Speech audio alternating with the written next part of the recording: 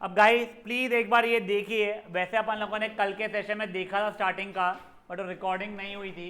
मैं एक बार बता रहा हूँ बेटा, जो मिनरल्स जो होते हैं हमारे, वो या तो अर्थ के क्रस्ट में मिलते हैं या फिर हमें मेजर सी वाटर में मिल जाते हैं। अर्थ के crust major source of minerals हो जाता है, जो हमें सी वाटर में मिलते हैं मेजरली हमें सॉल्ट्स मिल जाते हैं, तो NaCl MgCl2 वगैरह सॉल्ट्स जो है। ठीक है, यहाँ तक फाइन है। अब बेटा ये जो हमें मिनरल्स का डेफिनेशन है ना, वो क्या है, दे आर एलिमेंट्स और कंपाउंड्स, एलिमेंट्स और compounds occurring naturally in earth crust, ये रटना पड़ेगा। और क्या है बेटा, और जहां पे मिनरल हाई इन परसेंटेज हो और उसका एक्सट्रैक्शन बेनिफिशियल है, प्रॉफिटेबल हो। ठीक है, हम लोगों ने इसमें क्या देखा था बच्चा लोग, सॉरी यस एग्जैक्टली, हमने एक और के लिए एग्जांपल क्या देखा था कि मान लो मुझे बोला जाए कि मेरे घर के नीचे पेट्रोल है, मैं करोड़ों रुपए खर्चा करके पेट्रोल निकालने की कोशिश करूँ, पता चला सिर्फ 2 लीटर पेट्रोल है, तो कोई वैल्यू रहेगी उसकी नहीं, तो और नहीं है। इसके लिए हाई इन परसेंटेज होना चाहिए और उसका एक्सट्रैक्शन मुझे प्रॉफिटेबल होना चाहिए, वरना कोई मतलब का वो नहीं रहने वाला है। यहाँ तक बढ़िया है लाइफ अपनी। फिर हम लोगों के जो भी ये रहते हैं, क्या बोलते हैं इसको, मिनरल्स वगैरह रहते हैं बेटा, ये सब कुछ जो ओर्स, हाँ ये जो ओर्स रहते हैं, इसमें अनवांटेड इम्प्योरिटीज बहुत सारी रहती है। ऑब्वियसली जब मैं पेट्रोल नीचे जब खोद के जब निकालता हूँ पेट्रोल, उसमें तो ऐसा नहीं है कि मस्त एक क्या कहते हैं एयर प्रूफ कंटेनर के अंदर उसे पैक करके पेट्रोल रखा होगा, फिर अपन जाकर खोल के निकाल रहे हैं फिल्टर वाला। बेटा उसके अंदर अनवांटेड चीज़ें बहुत होती है, इम्प्योरिटीज, जैसे कि सॉइल, सैंड और भी बहुत चीज़ें होती है, जिसे हम लोग बोलते हैं गैंग। इसको सेपरेट जो करते हैं अपन लोग, वो प्रोसेस को बोलते हैं एनरिचमेंट ऑफ ओर्स। वो प्रोसेस के लिए हम लोग difference in physical and chemical properties use करना शुरू करते हैं। फाइन है यहाँ तक है। हम लोग मेजरली ओर्स देखने वाले हैं हमारे ऑक्साइड फॉर्मेट में मिलने वाला है। क्यों ऑक्साइड फॉर्मेट में? क्योंकि ऑक्सीजन हाईली रिएक्टिव तो है और बहुत अबंडेंटली अवेलेबल है। ठीक है, अब ये जो सबके जो मिनरल्स है ना, इनको मैंने 3 अलग अलग कैटेगरी में डिवाइड किया है। जो भी मिनरल्स या मेटल्स मान लो, मेटल्स बोल देता हूँ। ठीक है, जो मेरे बहुत ही कम रिएक्टिव है, अगर वो बहुत ही कम रिएक्टिव है तो मेजरली मुझे फ्री स्टेट में मिल जाएगा। हाँ उस पर कचरा पट्टी रहेगी, गैंग रहेगा, बट फ्री स्टेट मतलब they will not be like in carbonate और सल्फाइड वगैरह फॉर्मेट में। कुछ रहते हैं जो मिडिल इसमें आ जाते, जो मॉडरेटली रिएक्टिव रहते हैं, तो यस ये मेरे को रिएक्टिव स्टेट में मिलने वाले हैं। और जो हाई रिएक्टिविटी सीरीज में रहते हैं, जो हाईली रिएक्टिव रहता बोलना चाहिए, वो भी मुझे कंबाइंड स्टेट में मिलने वाले हैं। तो फॉर एग्जाम्पल जब मैं गोल्ड सिल्वर वगैरह जो निकालता हूँ, प्लैटिनम वगैरह निकालता हूँ ना, तो मेजरली ये मुझे फ्री स्टेट में मिल जाते हैं। ठीक है, मुझे रिफाइनिंग करना पड़ता है उसकी मिट्टी चटनी वगैरह सब निकालने के लिए, वो अलग बात है। ठीक है, कॉपर भी वैसे यस फ्री स्टेट में मिल जाता है, बट कभी कभी रिएक्टेड स्टेट में मिल जाता है। वैसे अब हम लोग आज पहले हम लोग देख रहे हैं लो इन रिएक्टिविटी सीरीज वाला। तो लो इन रिएक्टिविटी सीरीज के हम लोग 2 अलग अलग के देखने वाले हैं, एक मर्क्यूरी का एक्सट्रैक्शन देखने वाले हैं हम लोग, और दूसरा कॉपर का। मर्क्यूरी का एक्सट्रैक्शन जब हम कर रहे हैं, मेजरली मर्क्यूरी या तो अपने ऑक्साइड के फॉर्मेट में मिलेगा आप लोगों को, या फिर सल्फाइड के फॉर्मेट में। सल्फाइड है HgS, तो ये जो HgS है इसे हम लोग बोलते हैं सिनेबार। देखिए यहाँ पे नीचे दिया हुआ है, ये चार्ट को अपन लोग बाद में देखने वाले हैं। ठीक है, तो ये जो HgS जो है उसे हम लोग क्या बोलते हैं, सिनेबार बोलते हैं।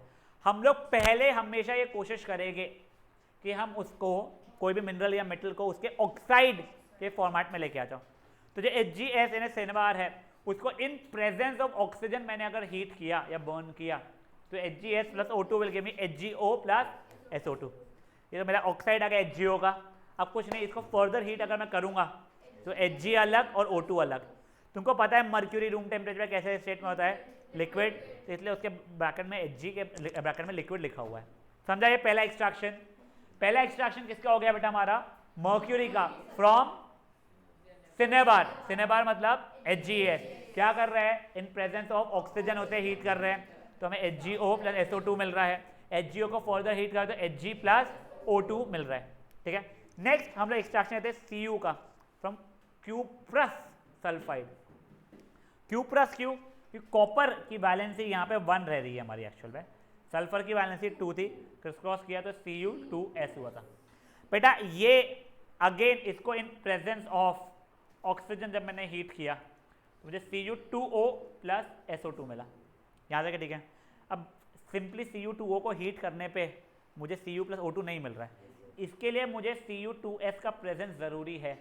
इन दोनों के प्रेजेंस में जब हीट करो तो Cu प्लस SO2 आना शुरू हो रहा है।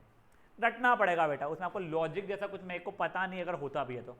ठीक है, क्या क्या देखा हम लोगों ने बेटा, स्टार्टिंग से एक बार देख रहे हैं हम लोग। हमारे मिनरल्स या तो हमें अर्थ के क्रस्ट में या सी वाटर में मिल रहे हैं। मिनरल्स क्या होते हैं, एलिमेंट्स या कंपाउंड जो नेचुरली अकर होते हैं अर्थ के क्रस्ट, कहते हैं हाँ अर्थ के क्रस्ट में मान लो। ठीक है, ओर्स क्या होता है, यही जब हमें minerals high in percentage available होते हैं उसका एक्सट्रैक्शन हमें बेनिफिशियल होता है। इसके बाद में ओर्स के अंदर बहुत सारे अनवांटेड क्या रहता है बेटा, अनवांटेड इम्प्योरिटीज होते हैं जिसे हम लोग गैंग बोलते हैं। इसको साफ सफाई करना या फिर इसके एनरिचमेंट को हम लोग क्या बोलते हैं बच्चा लोग, एनरिच ऑफ ओर्स। ठीक है, सेपरेशन जो होता है उसे एनरिचमेंट ऑफ ओर्स बोलते हैं। किस बेसिस पे करते हैं हम लोग, difference in physical and chemical properties. यहाँ तक ठीक है, मेजरली ओर्स हमारे ऑक्साइड के फॉर्मेट में मिलते हैं। क्यों, ऑक्सीजन हाईली रिएक्टिव है, साथ ही साथ में वो अबंडेंटली बेबी, अगर लेस था तो मर गया था अभी तक अपन लोग। सूंघते क्या थे, क्या सूंघते थे बेटा अपन लोग, ऑक्सीजन अगर कम होता तो मार्केट में। ठीक है, यहाँ तक के अब देखिए गाइस, हम लोग एक्सट्रैक्शन पहले लो इन रिएक्टिविटी सीरीज, ठीक है, मतलब जिसका रिएक्शन कंपेरेटिवली कम होता है, तो वैसे हमें प्योर स्टेट में मिल जाते हैं, बट कभी कभी वो कंबाइंड स्टेट में मिलते हैं। तो पहले हम मर्क्यूरी का देख रहे हैं, मर्क्यूरी यानी Hg, उसको काय से सेपरेट कर रहे हैं अपन, HgS, जिसको बोलते हैं सिनेबार। तुमको सिनेबार का पूछा जाएगा फॉर्मूला वगैरह भी, इसके ऊपर क्वेश्चन आने के चांसेस बहुत हाई है अभी। तो क्या करते हैं, HgS को in presence of oxygen heat करो तो HgO प्लस SO2, फिर HgO को सिंपली हीट कर दो तो Hg प्लस O2, Hg मुझे लिक्विड के स्टेट में मिलेगा। नेक्स्ट कॉपर के लिए तो Cu2S में रहता है वो, तो Cu2S plus O2 will give me Cu2O plus SO2, फिर Cu2S और Cu2O दोनों का मिक्सचर को हीट करूंगा फर्दर तो मुझे Cu प्लस SO2 मिलना शुरू हो जाता है। ये हो गया बेटा, ये क्या थे मेरे लो इन रिएक्टिविटी सीरीज थे। अब मेरे मिड इन रिएक्टिविटी सीरीज में बेटा मैं जिंक का सेपरेशन के ऊपर भी पहले वर्क कर रहा हूँ। देखो अब जिंक ना मेरे 3 अलग अलग स्टेट्स में मुझे मिल सकता है, मिड इन रिएक्टिविटी है ना वो, खुल जा सुनसे। देखो जिंक मेरा 3 अलग अलग स्टेट्स में मिल सकता है मुझे, तो जिंक ऑक्साइड, जिंक कार्बोनेट या फिर जिंक सल्फेट। ठीक है ना, एक है जिंक सल्फेट, नहीं रुको, जिंक सल्फाइड है क्या, हाँ zinc sulphide, sorry my bad. ठीक है, अब देखो गाइस प्लीज देखो, मेरा पहला एम ही होता है उसे ऑक्साइड में कन्वर्ट करना। तो बच्चा लोग इसमें तो पैसे ऑक्साइड फॉर्मेट में तो कोई इशू नहीं है, तो इसमें ऑक्साइड फॉर्मेट में है नहीं, मुझे ऑक्साइड फॉर्मेट में तो कन्वर्ट करना पड़ेगा। तो इसमें भी ऑक्साइड फॉर्मेट में है नहीं तो मुझे कन्वर्ट करना पड़ेगा। अब देखो पहले जिंक सल्फाइड का देखो आप लोग, उसमें तो ऑक्सीजन वैसे ही नहीं है तो नया ऑक्सीजन लेके आना पड़ेगा। तो ये जिंक सल्फाइड को इन प्रेजेंस ऑफ अबंडेंट या सफिशिएंट अमाउंट ऑफ ऑक्सीजन कर रहा हूँ, थोड़ा सा ऑक्सीजन देखे नहीं, अच्छे खासे क्वांटिटी ऑफ ऑक्सीजन के प्रेजेंस में जब मैंने हीट किया तो ZnO प्लस SO2 उसने बनाया। ठीक है, ये इसके अंदर पहले से ऑक्सीजन है, तो इसको सिंपल मैंने हीट जब किया, simple heat in absence of oxygen बोले या फिर बहुत ही लिमिटेड सप्लाई ऑफ ऑक्सीजन के इसमें हीट किया तो ZnO प्लस CO2 मिल गया। समझा ये चीज़। अब जैसे ZnO आ गया है, इसके आगे क्या होता है वो देखते हैं। अपने को जिंक चाहिए है, रोकू ध्यान दे। देखो जिंक ऑक्साइड तो कोई इशू नहीं था, जिंक सल्फाइड के इसमें ऑक्सीजन था नहीं, तो in presence of sufficient oxygen heat किया तो आया बच्चा लोगों ZnO प्लस SO2। और वही जिंक कार्बोनेट उसमें पहले से ऑक्सीजन था तो उसे एब्सेंस ऑफ ऑक्सीजन या फिर लिमिटेड सप्लाई ऑफ ऑक्सीजन में हीट करूंगा, ZnCO3 will give me ZnO plus CO2। बेटा जब मैं in presence of sufficient amount of oxygen करता हूँ हीटिंग तो उसे बोलते हैं रोस्टिंग। क्या बोलते हैं उसे? और इन एब्सेंस ऑफ ऑक्सीजन करता हूँ तो उसे बोलते हैं कैल्सिनेशन। ठीक है, आप लोगों को रोस्टिंग और कैल्सिनेशन के बीच का डिफरेंस कई बार पूछा जाता है। तो देखो डिफरेंस देख लो तुम लोग पूरे करे। जब रोस्टिंग मतलब जब ऑक्सीजन के एक्सेस ऑक्सीजन या एक्सेस एयर के प्रेजेंस में हीट किया जाता है, कैल्सिनेशन मतलब एब्सेंस या limited supply of air majorly oxygen के इसमें किया जाता है। रोस्टिंग कब यूज हो जाएगा जब बेटा सल्फाइड्स में, कैल्सिनेशन कार्बोनेट्स में। रोस्टिंग में अगर याद हो तो SO2 निकल रहा था, कार्बोनेट में CO2 निकल रहा था। ये तो उसने एग्जाम्पल दिया है, इस पर स्ट्रेस नहीं लेना है। ठीक है, अब देखो बच्चा लोग मैं तो पहुंच गया हूँ ZnO तक के, सर अब क्या करूँ, सिंपल हीट कर लूँ तो Zn प्लस O2 आ जाएगा, तो नहीं बेटा जिंक की खुद की एफिनिटी मतलब प्यार ऑक्सीजन की तरफ बहुत ज़्यादा है, तो सिंपल हीट करने पे Zn प्लस O2 जैसी हरकत है वो नहीं कर पाएगा। तो इसलिए मुझे क्या करना पड़ता है, यहाँ पे डिस्प्लेसमेंट रिएक्शन यूज करना पड़ता है। मतलब मुझे डिस्प्लेसमेंट रिएक्शन में वाटर कहाँ से है मुझे भगवान बताए, मुझे एक नया एलिमेंट यहाँ पे लाना पड़ता है जो जिंक से ज़्यादा रिएक्टिव होगा, तो इसको किक आउट करके खुद इसका चिपक जाएगा। तो मैं यूज़ कर लेता हूँ यहाँ पे कार्बन, तो मुझे प्रोडक्ट मिलता है Zn प्लस CO। समझा ये चीज़? कुछ और भी यूज़ कर सकते थे, बट ऐसा यूज़ करो जिसमें आपको वो एक तो ईजीली अवेलेबल हो, दूसरा अगर आपने मैग्नीशियम यूज़ कर लिया, मैग्नीशियम को एक्सट्रैक्ट करने में जान निकल रही थी पहले तो ये और निकाल देगा। अगर ये सोडियम पोटेशियम अगर यूज़ कर लिया आग ही लग जाएगी मेरी माँ, वैसा हो जाएगा, ठीक है ना। ओहो ZnO में ओ रोकड़े तेरे पास कहाँ से आया बेटा इतना अच्छा आइडिया? एलेक्स यार अच्छी बह रही थी सही में। गाइस देखो, तो हम लोग यहाँ पे डिस्प्लेसमेंट रिएक्शन करते हैं, याद है कि ठीक है। अब बच्चा लोग ये तो चलो एक्सट्रैक्शन सिंपल था, ये वाले पार्ट में आप लोगों को एक थर्माइट या थर्मिट रिएक्शन बहुत ज़्यादा पूछी जाती है।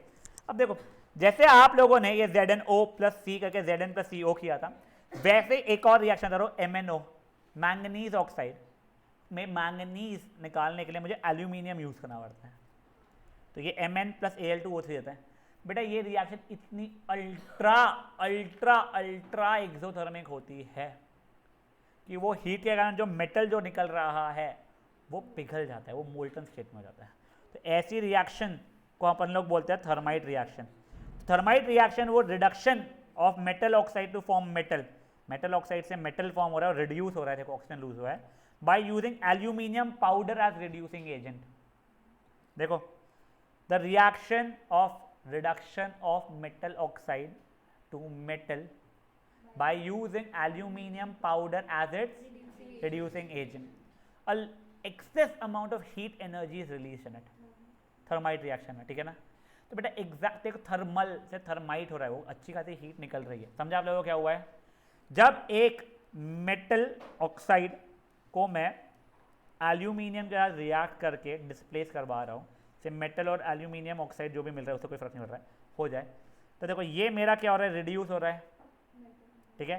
ये मेरा ऑक्सीडाइज होता है, ये ऑक्सीडाइजिंग रिड्यूसिंग एजेंट हो चुका है।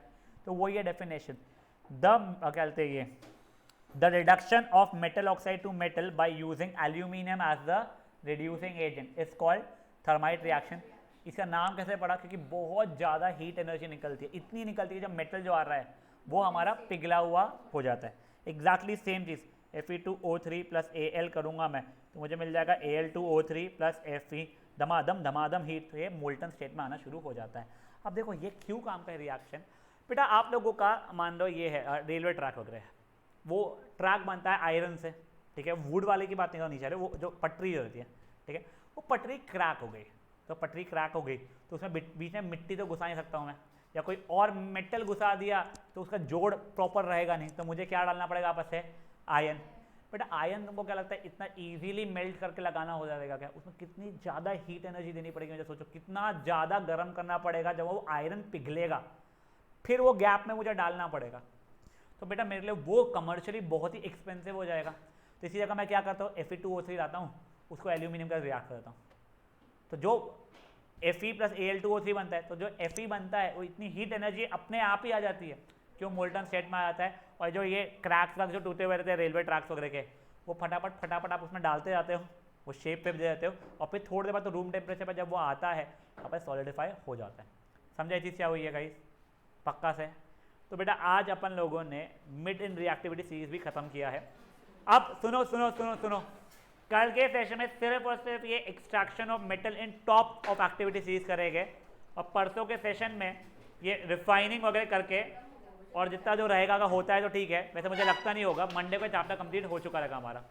अब सुनिए, ओए guys guys guys guys guys guys guys एक सेकंड, इवन सेंटर पॉइंटर आपसे रिक्वेस्ट है प्लीज़ ये पार्ट को पढ़ लीजिएगा अच्छे से, do not take it for granted, ठीक है।